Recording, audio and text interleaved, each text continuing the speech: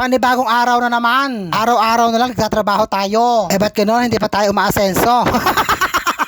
Kakaloka. So, i-flex ko muna ang aking napakagandang kasuotan. Mamaeng. So, nandito na naman tayo. Nag-aantay na naman tayo ng bus. Napakadaming jeep. Ayoko sumakay at napakainit. Siksikan. Sari-saring amoy ang malanghap mo. Napaka-fresh ko pa naman. Oh, napakabango pa. Charot lang. Panay nga ang kaway sa akin ng mga driver. Pinasasakay na akong pilit. Bus, ikako, nag-aantay nga ako ng bus at napakainit nga. O, di ba nakita nyo naman ang trik na trik ang araw. At dumating na nga ang bus at sumakay na ako. Diyos ko, nakarma ang bakla. Punong-puno, tayuan, nakakaloka. At nawala ang ganda ng bakla. Ala, sige, magkonduktor ka na dyan. Maningil ka na ng mga pamasahe. O ate, iliyo mo yung mukha mo sa akin. Baka magpalit tayo ng mukha. Aba, napakalaki ng hirap ko sa pagpapaganda ko.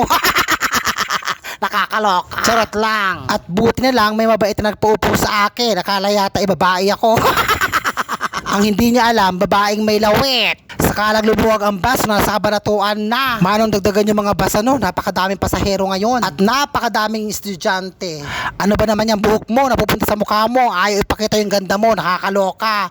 So ayan na nga, pauwi na ako sa amin at tapos na ang aking trabaho. Pagdating ko nga sa bahay kanina, naglaba na ako. Ayan na yung mga uniform ni Maron. Tapos nagsaing na ako, then nagluto na ako ng request niya. Pagkatapos ko nga magluto, may naalala akong bilhin. Kaya inaya ko si Maron na magpunta sa New Star. Magsha-shopping kami at marami akong pera. Charot! Wish ko lang. Buti na lang pagdating namin sa New Star ni Maron, aba, kokonti ang tao, himala. Mararamdaman mo at malalaman mong kokonti ang tao kasi malamig. Kapag marami kasing tao, nagsasama-sama yung mga init ng katawan nila. Alam mo naman, yung mga taga-bukid, charot. Hoy, ambisyosa, laking bukid ka, no? Napakahirap na pinagdaanan ko ng kabataan ko kasi nga lahat ng trabahong bukid alam ko at ginawa ko. Kaya wag kang magpasosyal bakla. Nakakaloka kapag naaalala ko yun. Ang buhay nga naman. So eto na nga, nagmamadali kami ni Maron, nasa cashier na kami. Ang kinuha ko lang yung talagang bibiling ko, hindi na ako kumuha ng extra. At baka sabihin nila napakadami kong pera. At napakadalas nga namin sa supermarket. So ito na nga, pauwi na kami ni Maron. Diyos ko, ramdam ko na yung gutom. At hindi nga ako nagtatanghalian. Nakakaloka. Guys, kain po tayo. Gutom na gutom ko. Nakakaloka. Hindi na ako nagluto ng ibang ulam ko kasi nga may ulam naman ako. Hello sa inyong lahat. Diyos ko. Eto, may tawa at saka hindi aking vlog. Hindi ko naman pwedeng tagalin yung tawa ko, di ba? Alam ka naman na, kasi nag-message yung tita ko nga sa States, kaya pinsa ko nasa Canada, mas okay daw na yung walang tawa. Kaya lang, pag tinanggal ko yung tawa sa vlog ko, hindi na ako yun, di ba? Papalitan ko na yung pangalan ko. Papalitan ko na Erich Clara vlog.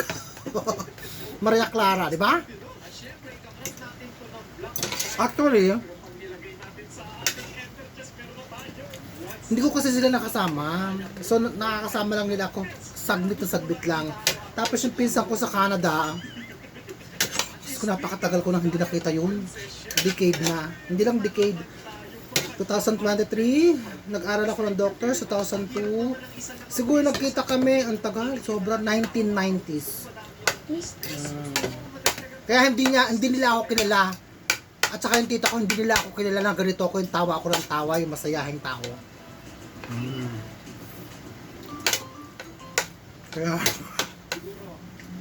Kaya naaasiwa sila, o naaasiwa, hindi. Parang naano sila. Ngayon ni bago. Mahilig ako tumawa. Yun ako. Kaya pag tinanggal ko yung tawa sa vlog ko, hindi na ako yun. Diba? Yung mga nakakakilala sa akin,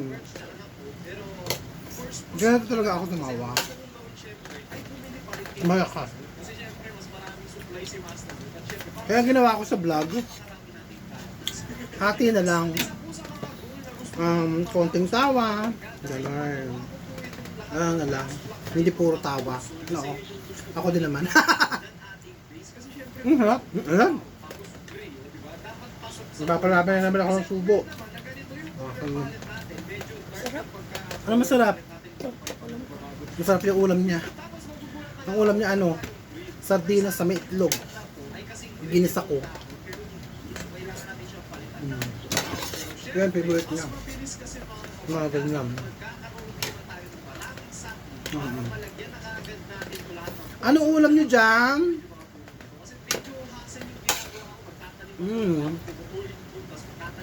Ko. Ulan na yata sa labas.